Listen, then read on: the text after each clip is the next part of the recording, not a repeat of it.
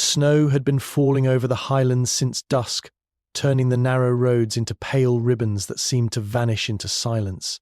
By the time midnight approached, the village of Lochdubh was wrapped in a stillness so deep that even the sea appeared to be holding its breath. It was the kind of quiet that came only once a year, when people gathered indoors, raised glasses, and promised themselves better days. Yet just as the church bell began its slow count toward the new year, that silence broke not with a scream, but with the sudden, frantic pounding on the police station door. Constable Hamish Macbeth had been sitting with his boots up, nursing a cup of tea that had long since gone cold. He disliked New Year celebrations and preferred the company of his dog and the fire. The pounding grew louder, urgent enough to make even the dog lift its head.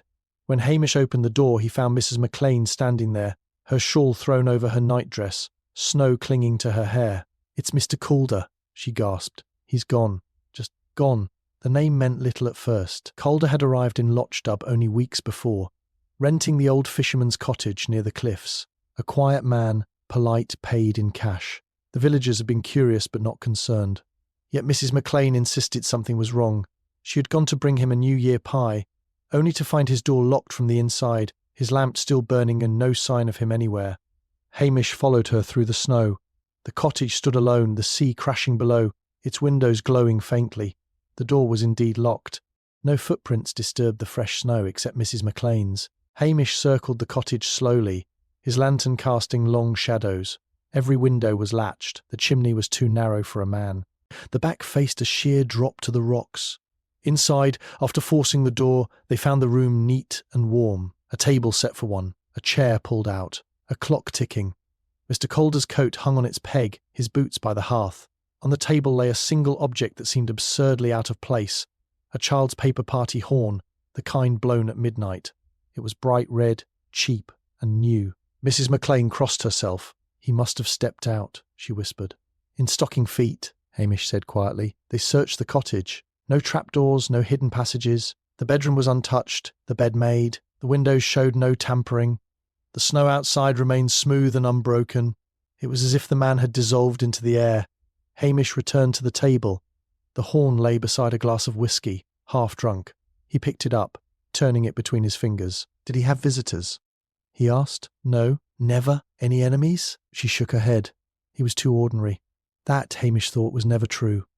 The church bells began to ring then, echoing across the frozen loch. Midnight. Somewhere distant voices cheered.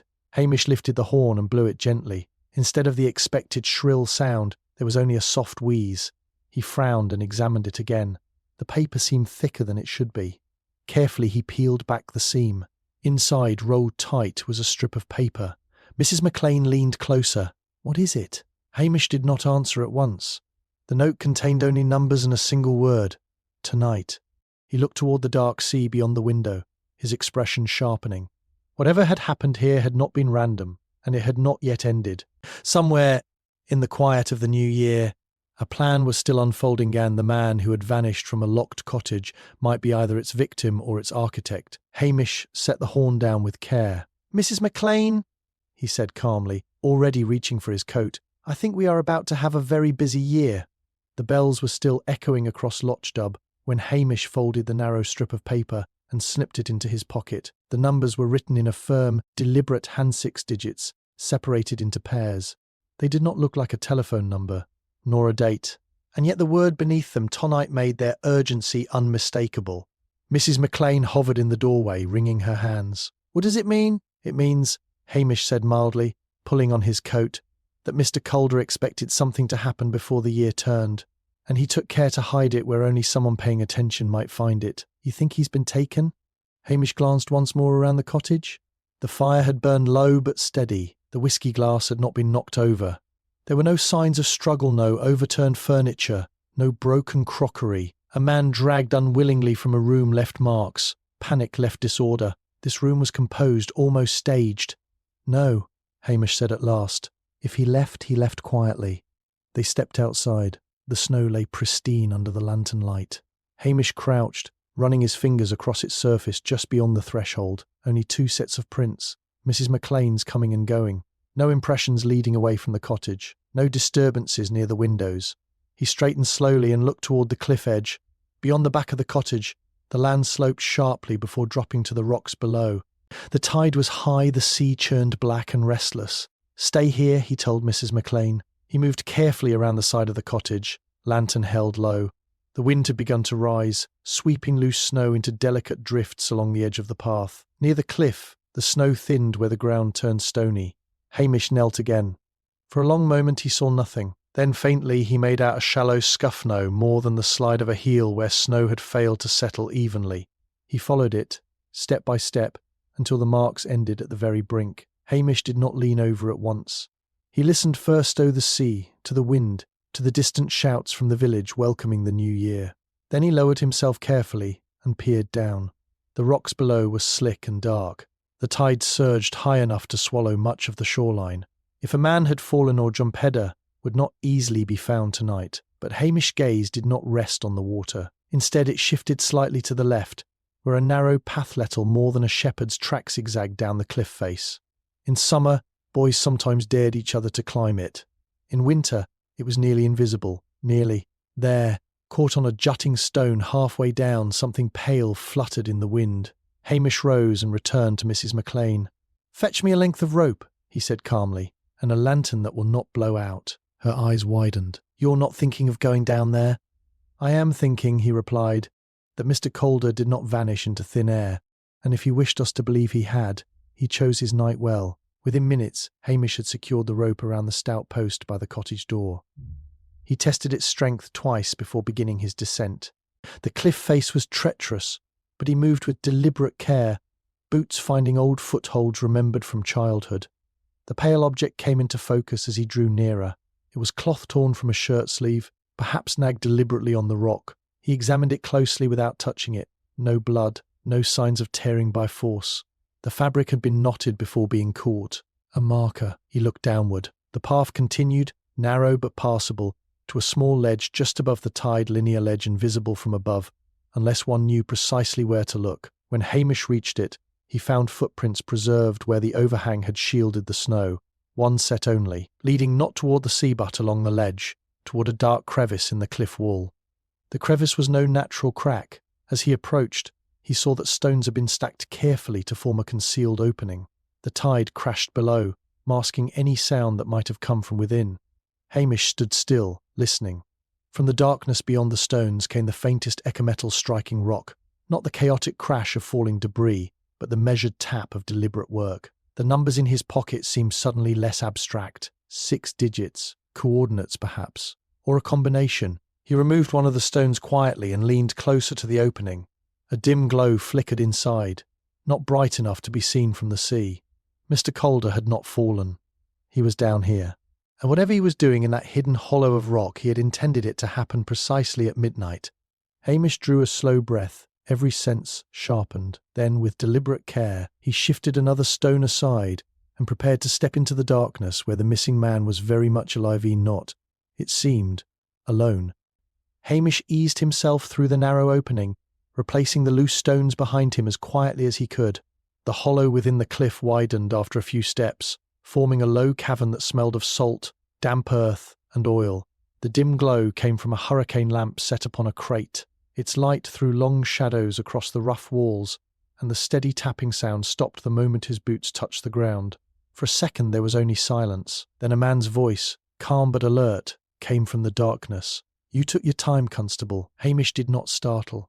"Good evening, Mr. Calder." The man stepped forward into the light. He looked very much alive, dressed now in heavy outdoor clothes, instead of the neat attire he had worn in the village. His expression held no surprise, only a faint satisfaction. "I wondered if Yow'd find the horn," Calder said. "I had hoped you would."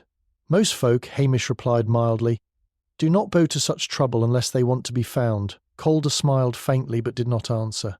Behind him, Hamish now saw that the cavern held more than crates. There were tools, ropes, and a small wooden box fitted with a metal dial. "The numbers," Hamish said. "Combination." Calder's eyes flickered. "You're observant." "And you are not alone," Hamish added quietly. A second figure shifted in the shadows. The man stepped forward reluctantly, his face pale in the lamplight. Hamish recognised him at once. Gregor Ross, a fisherman from the village, known for his quick temper and quicker debts. Ross swallowed. "I told him Yow'd come." Calder regarded him coolly. "You also told me you were discreet." Hamish's gaze moved between them. Perhaps we should all go up to the station and talk this through. No, Calder said sharply. Not yet. The tension in the cavern thickened. Hamish noted Ross' hands trembling, the way his eyes avoided Calder's. Fear, not loyalty. What is in the box? Hamish asked. Calder hesitated. That alone told Hamish more than any answer. At last Calder said, Insurance. Against whom? Against men who do not keep their word. Ross burst out suddenly. He said it was only a handover, only a meeting. I never agreed to. Calder cut him off with a look. Enough. Hamish spoke gently. Gregor, you were seen in the village tonight. Ross blinked. Who saw me? Several, Hamish said, though this was not strictly true. You were nervous. Asking after the tide.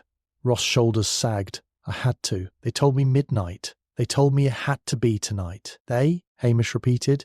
Ross glanced at Calder again, torn between fear and resentment. I never saw them proper.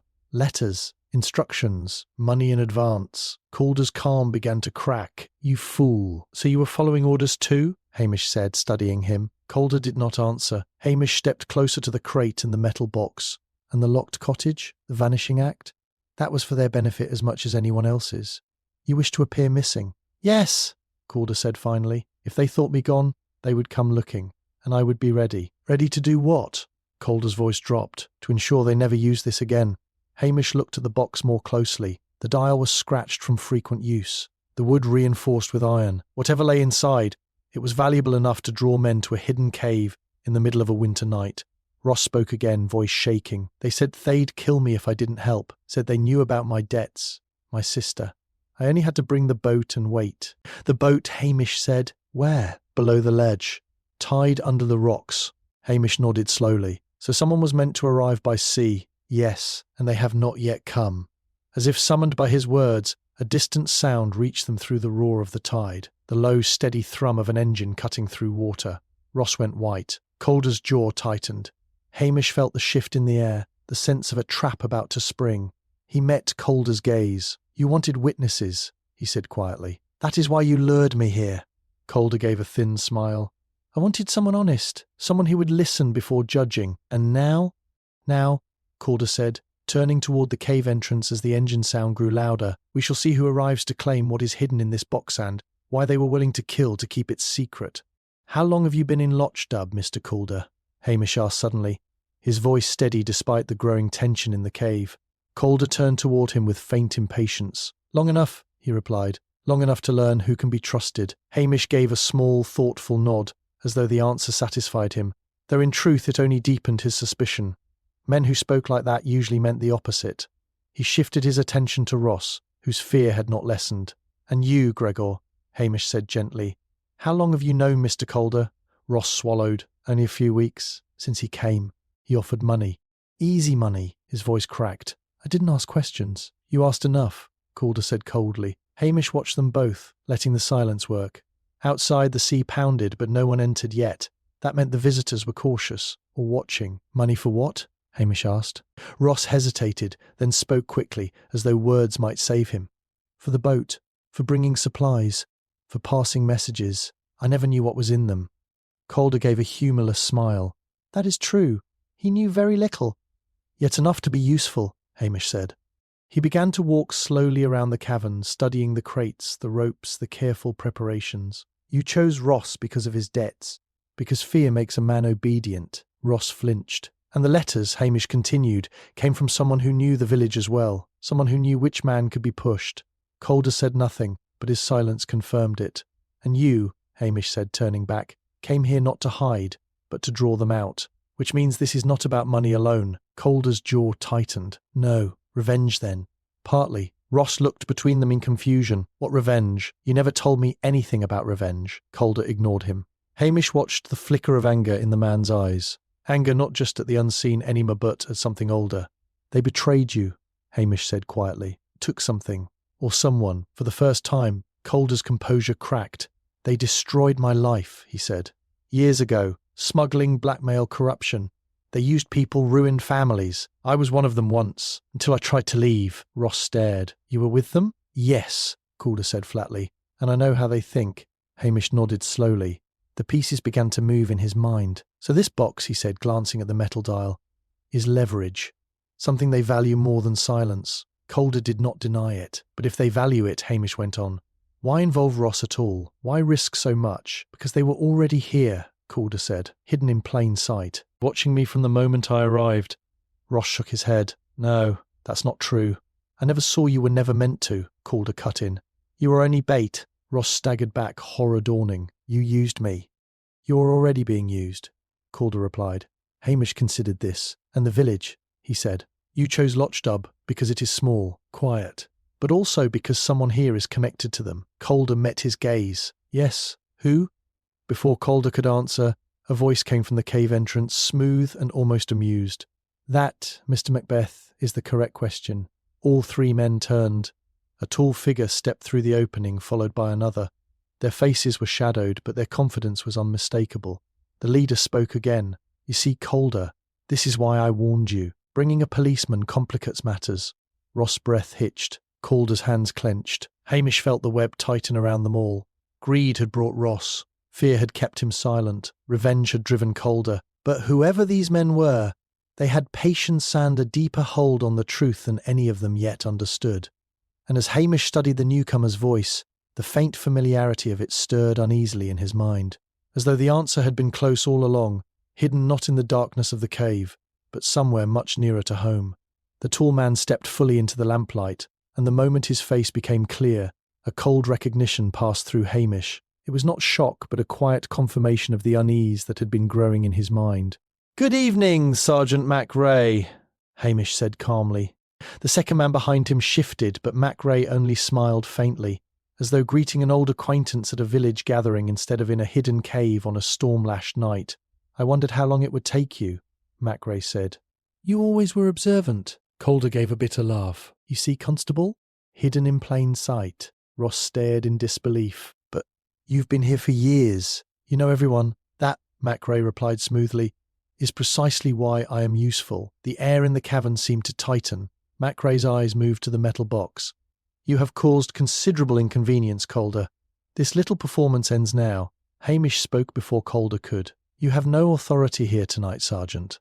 Whatever this is, it goes through the proper channels." Mac Ray's smile did not fade. "On the contrary, Constable, it already has. I sent word earlier. Officers are on their way. When they arrive, they will find you, Calder and Ross in possession of stolen property, conspiracy, and God knows what else." A neat conclusion. A dangerous criminal captured while attempting to trade illicit material on New Year's night.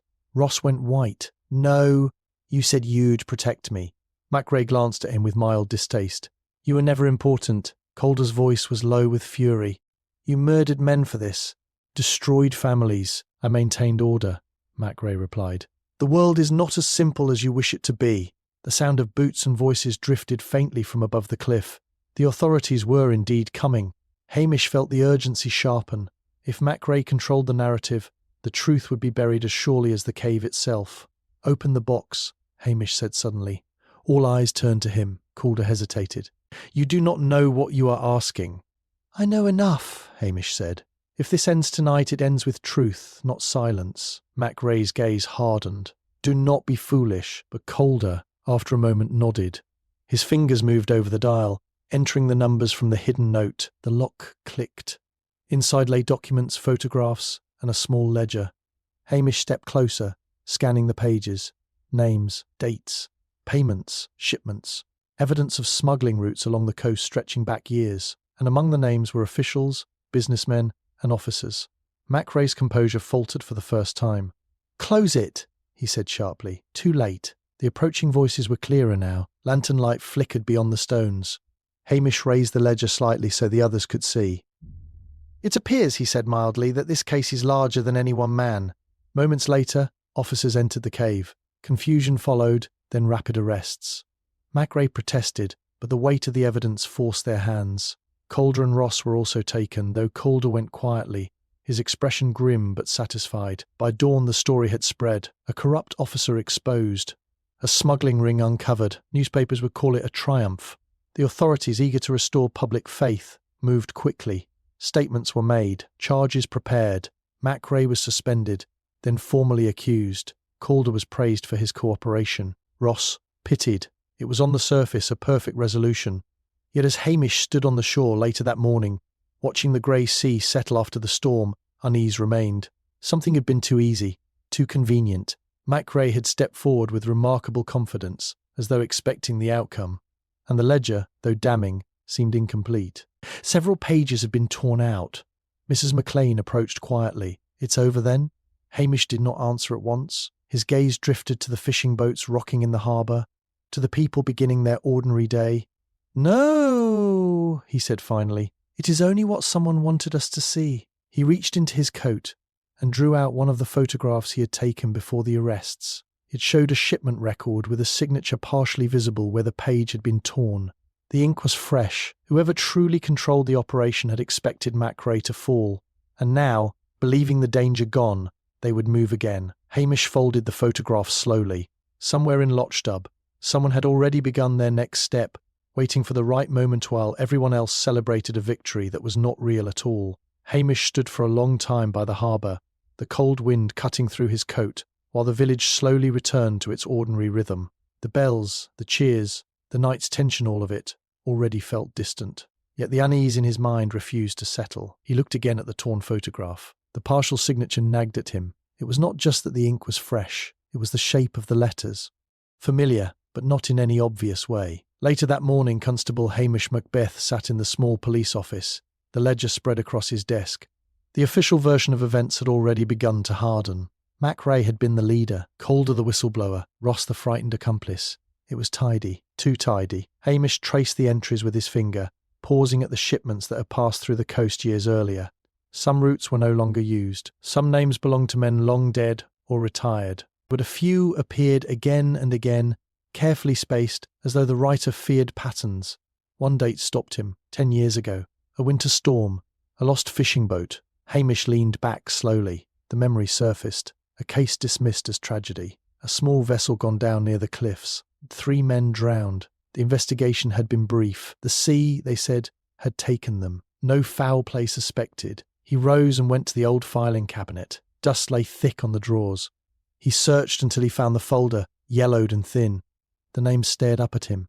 2 fishermen and a cargo agent from the mainland. The cargo agent had been visiting Lochdubh for business. No one had questioned why he was aboard a local boat during a storm. Hamish frowned. He returned to the ledger. There it was, a Ganted agent's surname among the older entries. Payments, deliveries, connections. A hidden network had existed here for years. The door opened quietly. Calder entered under guard, but paused when he saw the file.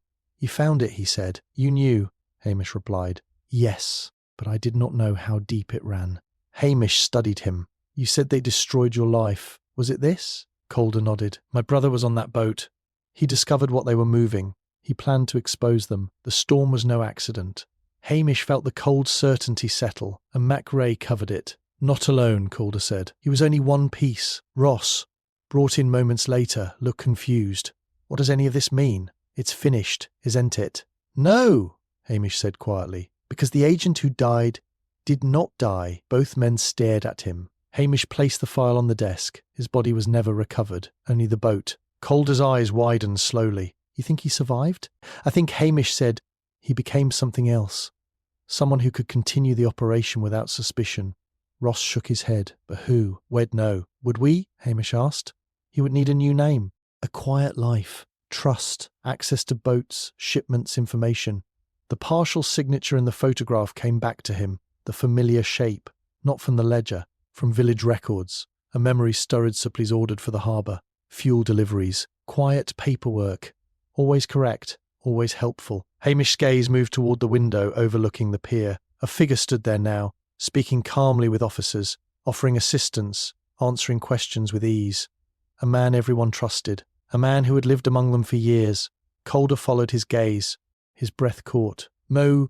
Yes, Hamish said softly. The past did not vanish. It simply learned patience. Outside, the man turned slightly, as though sensing the attention. For a brief moment, his expression changed just enough for Hamish to see the calculation beneath the friendly mask. And in that instant, Hamish knew the case had never truly been about smuggling, or even revenge. It was about survival. About a man who had rebuilt his life in the shadows of a small village, waiting for the right moment to disappear again if threatened. The real architect had been here all along.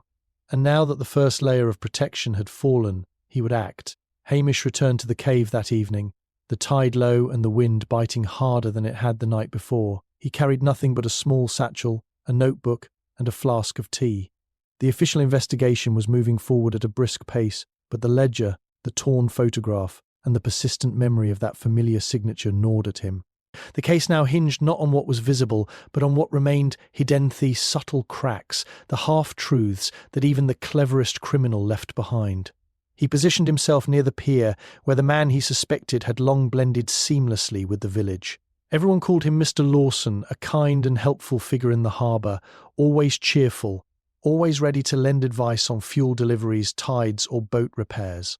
But Hamish had learned long ago that the most ordinary faces often masked the sharpest minds. He brewed his tea and set the flask down on a crate near the pier, making it seem casual. Then he began to speak aloud, more to the empty harbour than anyone else. "It's a curious thing," he said softly, letting his voice carry, "how people hide in plain sight. Sometimes the simplest gesture gives them away." He drew a rough sketch in his notebook, not of the ledger, not of the cave, but of the waves, the tide schedules, and the supply routes. He marked one particular point on the harbour map repeatedly. From the shadows, Mr. Lawson appeared, ostensibly to check a rope, but his eyes flickered toward Hamish's notes. Hamish continued, speaking lightly, almost as if he were talking to himself. "You'd think someone who survived a storm, who lost a brother in tragedy, would carry guilt differently. Some talk too much, some watch too little. Some," he paused, letting the words hang in the crisp air, "cannot resist correcting an error, no matter how small." Lawson stiffened almost imperceptibly.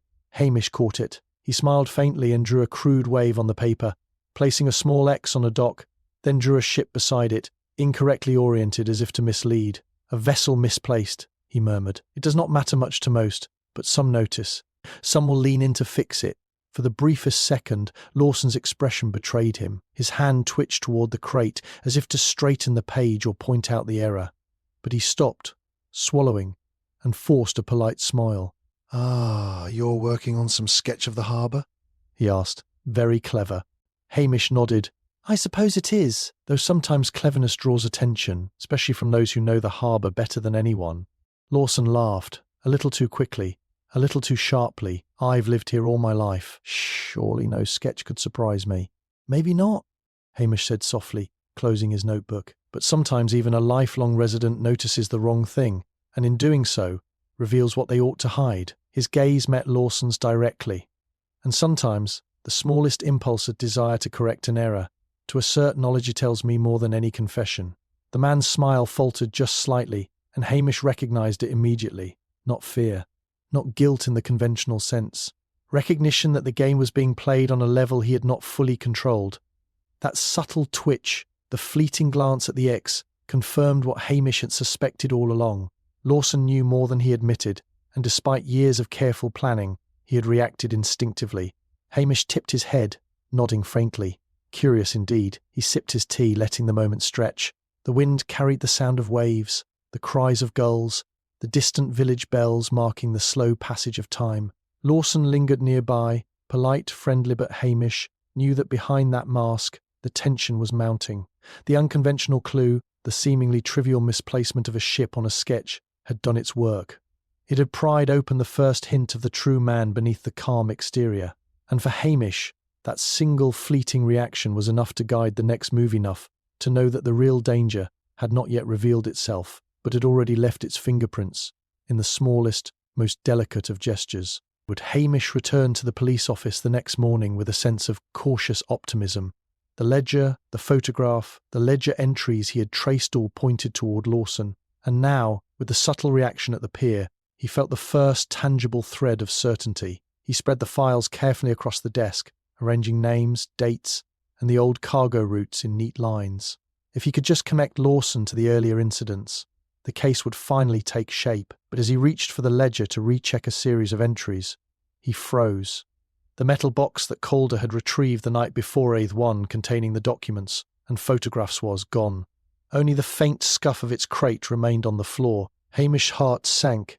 The office had been locked, guarded, yet the box had vanished as though it had never existed. A glance around revealed no forced entry, no signs of tampering, No footprints other than those of the officers who had entered with him that morning. Whoever had taken it had known precisely when and how to act. He pulled the photograph of the torn ledger page from his coat. The partial signature stared back at him. That was all he had now. And he knew it would not be enough to convince anyone without the ledger itself. A cold certainty settled over him. Someone was working actively to bury the truth. Constable. Mrs. McLean's voice drew him from his thoughts. She had arrived, worried as always, holding a cup of tea. "Is everything all right?" Hamish shook his head, careful to keep his tone light. "It's gone," he said. "The box. All of it. Someone wanted it gone before we could connect the dots." Mrs. McLean frowned. "But who?" "That is what we must find," Hamish replied, leaning against the desk, and quickly. "Because whoever took it knows that I am looking. And now, every step we take is being watched." He moved quickly to the filing cabinet, rifling through old files, hoping for a backup or copy, any trace that might have been overlooked. Nothing. Then he remembered the sketch he had left at the pier yesterday, that crude map with the misoriented ship. He pulled it from his satchel. Lawson had seen it. That small, unconventional tactic had revealed a crack in his composure. And now, Hamish realised, it could also serve as a bait for the next move. Minutes later, he returned to the harbour under the guise of casual observation.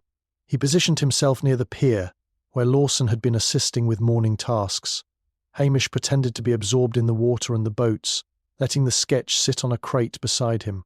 Time passed, the wind rose, the gulls cried, and then he saw Ita's shadow moving with careful steps along the edge of the pier, glancing at the building and the open streets. Someone had come back, risking detection to retrieve the ledger. Hamish watched, heart steady but mind racing. The figure paused, crouched, and for a brief moment he saw it reach toward the sketch, picking it up as though it contained the secrets he sought. Then the shadow melted back into the alley, disappearing before any other witness could see. The reality hit Hamish fully. Lawson, or whoever truly controlled the operation, was not merely clever. He had planned contingencies, backups and distractions, and had anticipated the investigation's every move. The disappearance of the box and now the sketch meant that any evidence that might link the past tragedies to the current events could be erased within moments. The stakes had suddenly risen from uncovering the truth to racing against a meticulous adversary determined to leave no trace behind. Hamish returned to the office, his mind already mapping the possibilities. Every ally could be a potential pawn. Every routine task could be observed. Trust had become so fragile that even Calder and Ross, despite their cooperation, might be endangered simply by proximity. The investigation was no longer just about unravelling smuggling, revenge, or old grudges. It was a battle against an opponent who thrived in shadows, someone who understood that secrecy was the ultimate weapon. And as Hamish sat quietly, staring at the empty space where the ledger had once rested, he realised that the true test of his skill would come not in discovering evidence already present, but in predicting the next move before it disappeared into darkness, like the tide receding silently against the rocks. The next morning brought a brittle sun that did little to warm the village. Hamish walked the quiet streets of Lochdubh, mind racing with the disappearance of the ledger and the sketch, the shadowy movements he had observed at the pier. He had expected difficulty, resistance, clever tricks, but nothing prepared him for the message that arrived just as he returned to the station. A single envelope lay on his desk, unmarked except for his name. Inside was a photograph, Ross, bound and gagged, sitting on the deck of a small fishing boat far out along the inlet. The tide had carried it close enough for him to recognise the ropes and familiar rigging. On the back of the photograph, written in precise, cold letters, was a single line: "Too slow, Constable. Keep watching." Hamish's stomach tightened. Ross had been cooperative. He had followed instructions out of fear and confusion, but now that fear had become leverage. Whoever had orchestrated the ledger theft and the sketch recovery had escalated quickly. The situation was no longer about uncovering the past, it was about preventing harm. He realised immediately that this was no bluff. He grabbed his coat and headed for the harbour, scanning the water for any sign of a vessel moving against the current.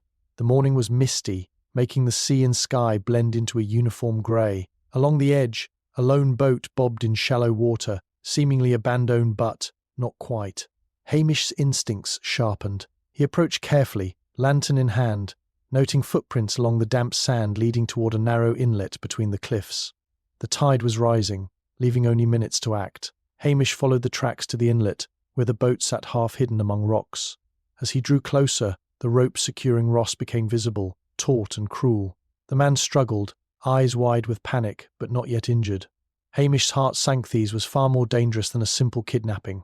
He noted the layout quickly. Escape would be impossible if the tide rose too high, the narrow inlet acting as a natural trap. Then he saw it, a figure perched on the cliff above, half concealed behind a jagged rock. Lawson, or at least the man he had suspected for so long, watching with patient calculation. His hand raised slightly, pointing toward the boat, then lowered again, a silent signal. Hamish recognized the gesture. It was not just surveillance, it was instruction, orchestrating Ross's fear as a tool. Hamish moved with precision, keeping low behind the rocks. He checked the current, the boat's position, and the rope bindings. He would need a distraction to buy time. Reaching into his satchel, he produced a small flareer leftover from the Coast Guard, long out of service. He lit it and tossed it toward the cliff face above Lawson's perch. The sudden red glow and hissing flare startled the figure, forcing him to duck. At the same moment, Hamish sprang forward, cutting the ropes that bound Ross. The man collapsed, gasping, but Hamish supported him immediately, dragging him toward the edge of the inlet. Lawson reacted faster than Hamish anticipated.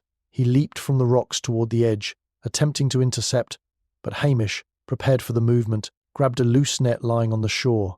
With one precise throw, the net tangled Lawson's legs, pulling him off balance. He landed hard on the rocks, groaning but not yet incapacitated. Ross, shaking but now free, looked at Hamish. He's still alive, he whispered. Hamish nodded grimly. Yes, and he will stay that way only if we move fast. Whoever is behind this, whoever has been orchestrating the ledger theft, the sketch retrieval, and your kidnapping, they are not finished.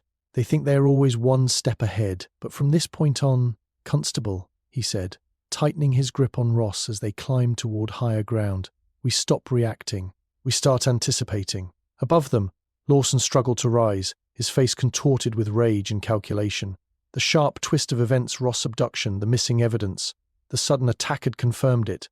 The villain had been several steps ahead all along. Now, for the first time, Hamish understood that solving the case would no longer be about uncovering what had been done, but about predicting what would be done next, before another life was at risk. Hamish guided Ross to a safer vantage point on the cliff above the inlet, the sea roaring below them as Lawson struggled against the net, snarling with frustration. Once Ross was settled and catching his breath, Hamish sat heavily on a nearby rock, the wind tugging at his coat. The morning light was pale and cold, yet it illuminated more than the harbour. It illuminated patterns, connections, and rhythms he had overlooked in the chaos of stolen evidence and sudden threats. He recalled the ledger, the photograph, and the sketched stolen documents that had left him temporarily blind. And yet, amid all the missing pieces, there had always been one small detail nagging at him: the position of the crates in the cave, the way the ropes were coiled, the orientation of the ledger pages before they were torn, an inconsequential note on the ledger he had dismissed as a clerk's scribbler, simple mark in the margin, almost like a smudge replayed in his mind. Something about it had felt deliberate, yet he could not see why. Ross stirred beside him, recovering slowly. I don't understand, Hamish. Why me? Why now? Why him? His voice trembled, both from cold and lingering fear. Hamish shook his head slowly.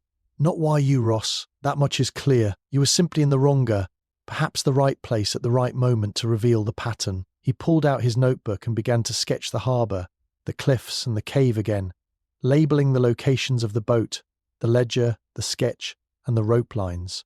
Then he added Lawson's typical movie-men's routine stops at the pier, casual exchanges with villagers, the way he had corrected Hamish's sketch yesterday, without hesitation. Then it struck him. The off-hand correction, the imperceptible twitch when the ship had been misoriented on the drawing Lawson's instinct to assert control over even trivial errorsit, was not simply pride. It was a habit, a consistent signal. Every subtle act of tidying, adjusting, correcting, or checking was a breadcrumb he had ignored. Every small, seemingly insignificant habit had been in plain sight, unnoticed, yet it left a trail of the villain's presence throughout the village. The ledger theft, the sketch interception, Ross' abduction all were timed according to these habits, these invisible markers. Hamish traced a line from the cliff to the pier, then to the cave, then to a small shed near the harbour. A light flickered in his mind. Lawson's preferred haunts, the familiar routines, the timing of his observations, even the way he approached potential witnesses. Each event, each movement, each minor oversight he had noted over weeks now, coalesced into a single, comprehensible pattern. "He's methodical," Hamish said aloud, more to himself than to Ross. "Not reckless, not hasty. Every action is designed to appear random, but it follows a rhythm only someone patient and attentive could maintain. And now I see it." Ross looked at him blankly. "See what?" Hamish smiled faintly, though his eyes were sharp and calculating. "The key has been here all along, hiding in plain sight. His instincts, his little compulsions, the ways he couldn't resist correcting things, the way he monitored the harbour, and the cavathos were his fingerprints long before he left a trace of crime. The chaos was a mask. The real clue has always been his pattern." He stood, feeling the cold wind sweep over him, carrying the scent of salt and seaweed. "We can predict him now," Hamish continued. "We can anticipate his moves, because he cannot entirely suppress what is innate to him. And if we act on that, carefully, we can stop him before he strikes again." Ross exhaled slowly, a mixture of relief and fear in his eyes. "Then we have a chance?" Hamish nodded, gazing toward the pier where the early morning workboats rocked gently. "A small chance," he admitted, "but enough. The pattern is clear, and once we exploit it, the game changes. The villain has left his signature everywhere, even in his stealth. It is subtle, yes, but nothing escapes my notice anymore." And with that realization, Hamish felt the tide of the investigation shift. The chaos and confusion, the stolen ledger and the abduction were no longer obstacles. They were part of a design. He could now read a design that would finally allow him to anticipate the final move before the villain could vanish once more into the shadows. Hamish spent the afternoon retracing the movements he had observed over the past week, sketching maps, noting the precise timing of Lawson's appearances, the way he monitored the harbour, and the subtle corrections he had made to even trivial details. It all pointed toward a pattern, yes, but a deeper question remained. Why? What drove a man so methodical, so patient, to manipulate events with such ruthless precision, to steal, threaten, and abduct, simply to maintain control? By evening, Hamish returned to the small cliffside vantage above the inlet, where Ross now rested, still trembling but unharmed. The tide had begun to rise again, churning the rocks below. Hamish watched the empty harbour and reflected on the close, torn ledger pages, the careful orchestration of abductions, the interception of the sketch. Everything had been part of a plan, yet something in Lawson's behaviour had always hinted at a motive beyond ordinary greed or revenge. He recalled Calder's confession about the past, the lost brother, the old smuggling routes, the unfinished business from a decade ago. That tragedy had fueled Calder's obsession with justice, but Lawson's involvement went beyond simple self-preservation or covering crimes. He had orchestrated events not merely to protect a secret, but to assert dominance over a life he had long coveted. The illusion of perfect control, and then it clicked. Hamish's mind flashed back to an overlooked detail, a small notebook Lawson had left casually open one morning in the office, supposedly full of routine schedules. Amid the innocuous notes, Hamish had seen repeated underlined words: order, predictability, obedience. At the time, he had assumed these were personal reminders, harmless habits. But now, the meaning was clear. Lawson's crimes were psychological as much as material. Every action, ledger theft, the sketch interception, the abduction of Ross was designed to enforce the belief that he could manipulate outcomes, bend people to his will, and remain untouchable. Lawson was not merely motivated by money or revenge. He craved control over the lives and fates of others. The man had been shaped by loss, perhaps by early failures, but instead of despair, he had developed an obsession with order and dominance. He had survived storms, both literal and figurative, and every criminal act since had been a rehearsal, a test of his ability to orchestrate chaos while remaining the calm centre. Hamish turned to Ross. "You see, Ross, this was never about you personally, or about Calder's ledger. It was about control. It's what he lives for." Ross shivered, gripping his knees. "Control? Over what? Over everyone? Over me?" "Yes," Hamish said quietly, "over everything he can touch or influence. The thefts, the manipulations, the threats they are all exercises. And until now, you were part of that game, knowingly or not." His need to test, to dominate, was stronger than any sense of morality. That is the true danger. Ross stared at the rocks below, understanding dawning. "So... he doesn't care about money? Or revenge?" Hamish shook his head. "Those are just tools. The ledger, the boat, even the kidnapping fee are methods to assert his power. To watch, to predict, to control. That is why he is willing to go to such extremes. It is why he can vanish in plain sight, manipulate evidence, and remain calm while others panic. It is not about survival, it is about proving, again and again, that he can shape the world on his terms. The wind shifted, tugging at their coats. Hamish's eyes narrowed toward the harbour. And now that we understand him, Ross, we can anticipate his next move, but we must be careful. Men like this do not simply react to failure, they escalate. Every attempt to stop him will force him further, make him more dangerous. His motive is not hidden anymore, but it is still lethal. For the first time, the scale of the danger became tangible. This was a man who saw life as a game of control, a game he would play to its bitterest end, regardless of law, loyalty, or morality. Hamish realized that uncovering the true motive was only the beginning. Now, knowing it, he had to act decisively before the final move was made and the game claimed another victim. And somewhere in the village, oblivious to the discovery of his true psychology, Lawson continued his silent observation, every heartbeat measured, every shadow noted, confident that no one had yet grasped the full extent of his will. Hamish spent the night planning with painstaking care. The pieces were all in place now. The stolen ledger had been partially reconstructed from copies and notes. The sketch had revealed the subtle habits and patterns of Lawson, and Ross had recovered enough to recount every detail of his abduction. The villain's psychology was no longer a mystery. The need to control, the compulsive monitoring of others, the thrill of manipulating outcomes. If Hamish could force him into a position where his instincts betrayed him, the trap would work. By dawn, the village was still and grey, the sea quiet, but for the faint ripple against the pier. Hamish positioned himself near the old warehouse on the harbour road of Lawson's habitual haunts. He had left the building seemingly abandoned, with windows shuttered and crates stacked inside. Yet it was precisely here that the final stage of the plan would unfold. Hidden behind a pair of stacked barrels, Hamish watched the pier, Ross nearby but out of sight. Every approach route was considered, every escape path blocked or surveilled. Minutes passed. Then he saw Lawson striding along the pier with casual confidence, unaware that Hamish had predicted this very movement. Lawson paused at the warehouse, peering at the door, and then entered. Hamish waited, letting tension build. He heard the faint creak of floorboards, the subtle shuffle of crates. And then he spoke, voice calm and deliberate, carrying just enough authority to be heard without startling. "Mr. Lawson," Hamish said, stepping into a sliver of light that caught the side of his coat. "I've been expecting you." Lawson froze, hand midway to a crate. His eyes narrowed. "Macbeth," he said smoothly. "I wondered how long it would take before you realized." Hamish stepped closer, keeping his hands visible, his tone unshakable. "I know about the ledger, the abduction, and your pattern. I know you'll need to control everything, to manipulate outcomes. And I know you cannot resist correcting an error when it appears one you did not anticipate." Lawson's lips twitched, almost a smirk. "And what would you have me do? Surrender?" "That is hardly the way I operate." "Not surrender," Hamish replied. "Confess. Explain why. Everything is here, already pieced together. Every habit, every action, every subtle move has left a trail. You are not invisible, Lawson. You are predictable." For the first time, a shadow crossed Lawson's face. He took a step back, weighing the walls, the barrels, the exits. Hamish followed, keeping a measured distance. "You thrive on chaos and control," Hamish continued softly, "but the chaos has been mapped. The control is an illusion. And I have predicted your next move."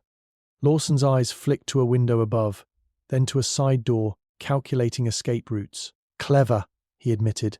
"You truly understand me." "Yes," Hamish said, "and that is why you will do exactly as I ask. Step away from the crates. Empty your pockets. Sit. Speak. Or we end this another way." A tense silence filled the warehouse, punctuated by the distant creak of the pier and the muted cry of a gull. Then Lawson's jaw tightened, and for a fleeting second, Hamish saw the compulsive need to assert dominance flicker across his expression. He reached for a Cratian instinct to rearrange, to impose order, but Hamish's hand on the corner of the crate stopped him. Lawson froze, chest rising rapidly. The tension became almost visible, like an electric current humming through the air. "Fine," he said, voice low, measured. "You have anticipated me. You have mapped me. Very well. I will speak." Hamish nodded once, motioning toward a safe area where Ross had been positioned as a witness. "Explain everything," he said, "from the lost brother to the ledger, the abduction, and the pattern. Nothing hidden." For the first time, Lawson's posture shifted from predator to human, the mask of perfect composure slipping as he began to recount years of obsession, the desire for control, the carefully maintained web of influence. Hamish listened quietly, letting each word confirm the puzzle he had been assembling for weeks.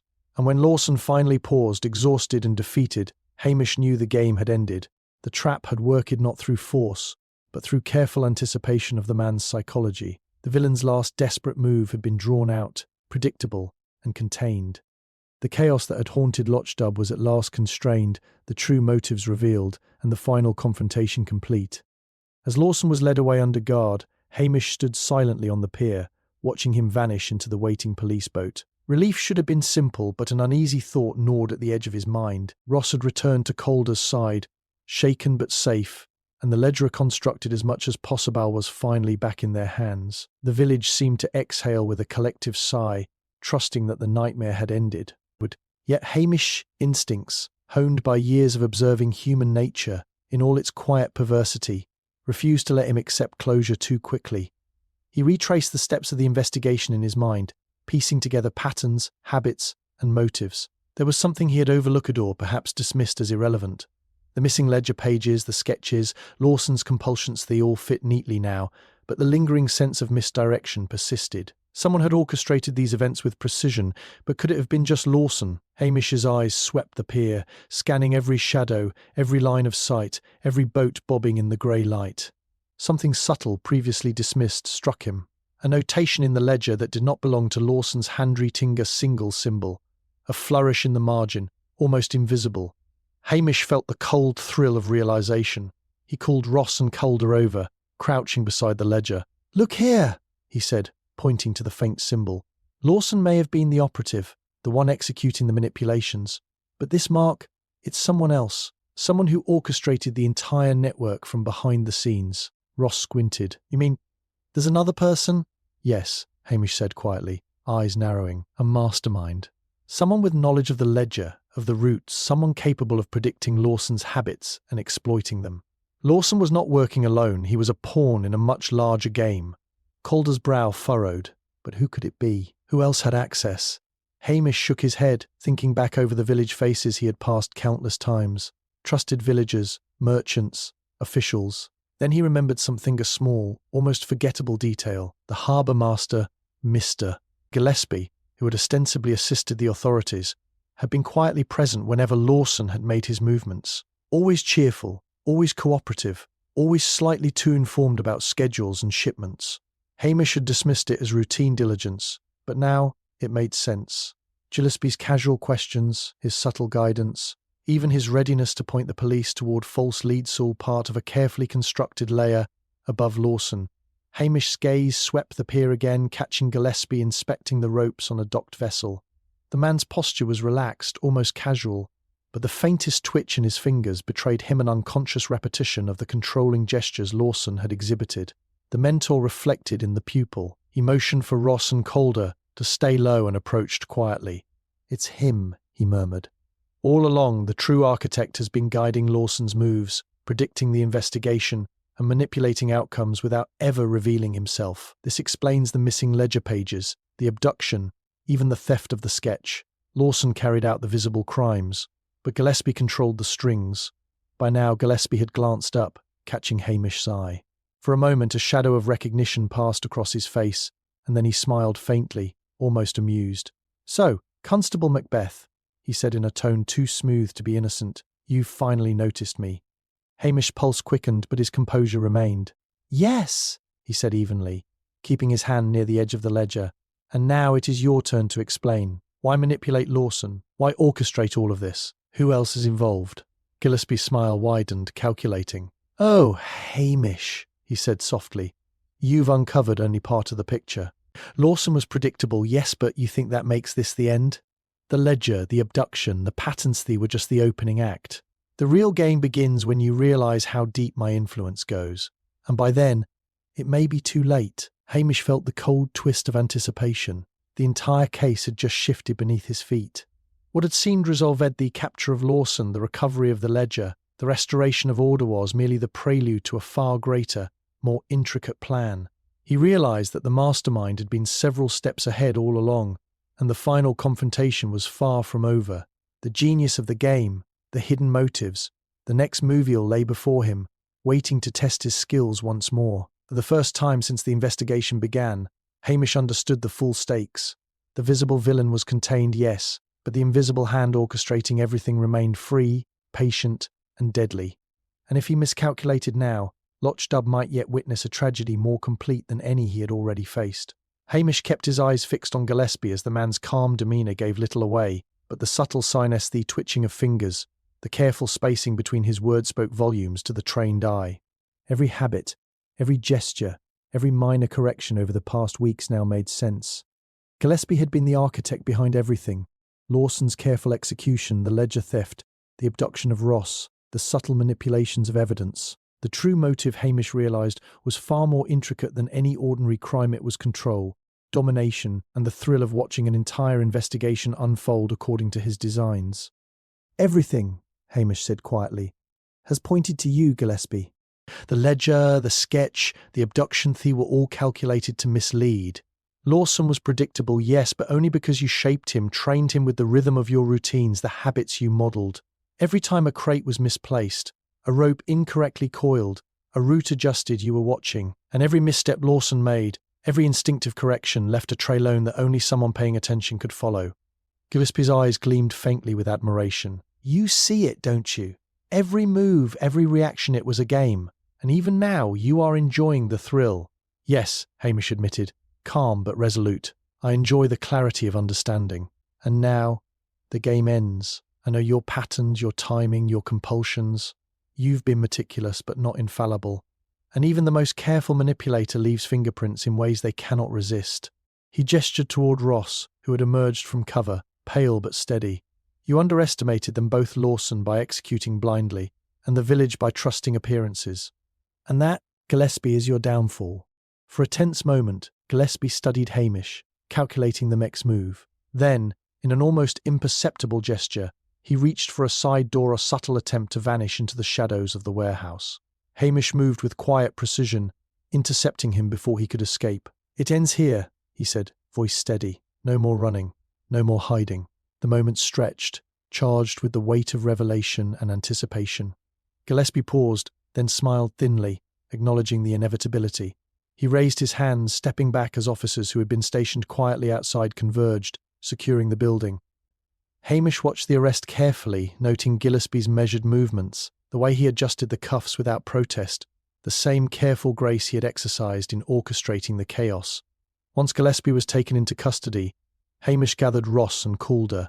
"Let me explain the clues you may have missed," he said, settling by the edge of the pier. The ledger was only partially stolen because the missing sections were irrelevant to the pattern.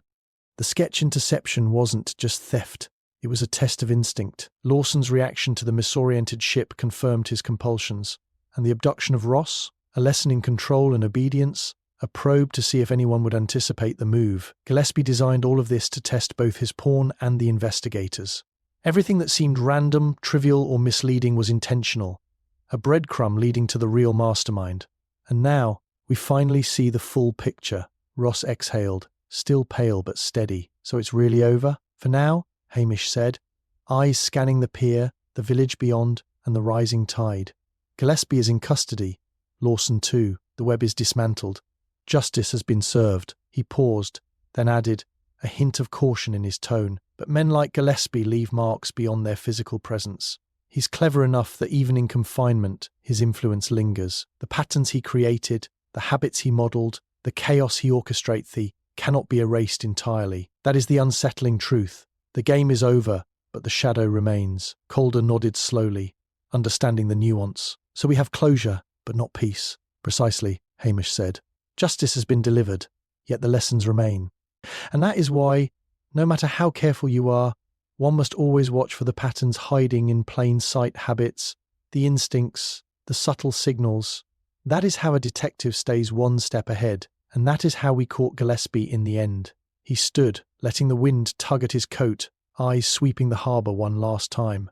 The village seemed calm, serene even, but Hamish knew the truth. Beneath the surface, the currents of human nature continued to shift, and while justice had been served, the shadow of clever minds like Gillespie's would always linger, reminding him that vigilance was never optional. Hamish walked slowly along the edge of the pier, the wind tugging at his coat and carrying the faint brine of the sea. The village of Lochdubh had settled back into its usual rhythm, fishermen unloading their catch, gulls circling the rooftops, and the faint chatter of morning errands. The chaos that had gripped the harbour for weeks seemed like a distant memory, yet Hamish's mind remained alert, circling over details that refused to settle. The arrests of Lawson and Gillespie had delivered the immediate resolution, yet as Hamish passed the old warehouse, he noticed something that made him pause a small, almost invisible chalk mark at the corner of a crate, half smudged by the tide and weather. It was subtle, easily dismissed, but to Hamish it suggested one thing: someone else had been here recently. Not the mastermind perhaps, but an accomplice or a witness, or even a rival who had watched the events unfold. The mark didn't fit the sequence of the crimes as he had mapped them. It was extraneous, but deliberate, a signature of movement he hadn't yet traced. He crouched and examined it closely, letting the rough texture of the wood guide his fingertips. There was a pattern to the smudged small arcs, almost like initials. Hamish's instincts hummed, the familiar thrill of an unfinished puzzle stirring in his chest. It was the sort of detail that could be meaningless, or it could signal the beginning of another web entirely. As he stood, he thought back over the weeks of investigation, the missing ledger pages, the way the sketch had been intercepted, the abduction of Ross, the predictable reactions of Lawson, and the carefully concealed orchestration by Gillespie. Each step had seemed contained, solved, and yet each had left behind traces of human error, of compulsions, of subtle guidance. That chalk mark, faint as it was, reminded Hamish that no criminal, no matter how careful, operated in isolation. Even the most brilliant mind leaves shadows behind, waiting for someone to notice. He looked out over the harbour, the rising tide glittering under the morning sun. There was satisfaction in having exposed the true mastermind, in having prevented further harm, yet Hamish knew that satisfaction was always partial. The world did not hand over neat endings. There were always loose threads, overlooked habits, unexplored angles, and most importantly, the human desire for control, revenge, or influencer forces that would always create new mysteries. Hamish's gaze settled on the village beyond, on the chimneys curling smoke and the distant hills. Somewhere in Lochdubh, someone might be watching, someone might be planning, and someone might yet leave a clue that would lead to another case, another pursuit of truth. He smiled faintly, a quiet acknowledgement that his work was never truly complete. The pattern, once hidden, had been revealed, but life, as always, would keep hiding new ones. We tucked the reconstructed ledger into his satchel and adjusted his coat against the cold wind. The case had been closed, the culprits apprehended, yet the sense of lingering curiosity, whisper of unfinished business followed him as he walked toward the village. Each step was measured, careful, alert, as though the smallest detail could signal the opening of a new puzzle. And in that quiet awareness, Hamish Macbeth understood what he had always known. In the world of mysteries, no solution is ever final, no secret ever completely buried. One solved case is merely the beginning, and every shadowed corner of human behaviour hides the potential for another enigma. Lochdubh was calm again, but for Hamish, the game would never truly end, and that perhaps was the most compelling mystery of all.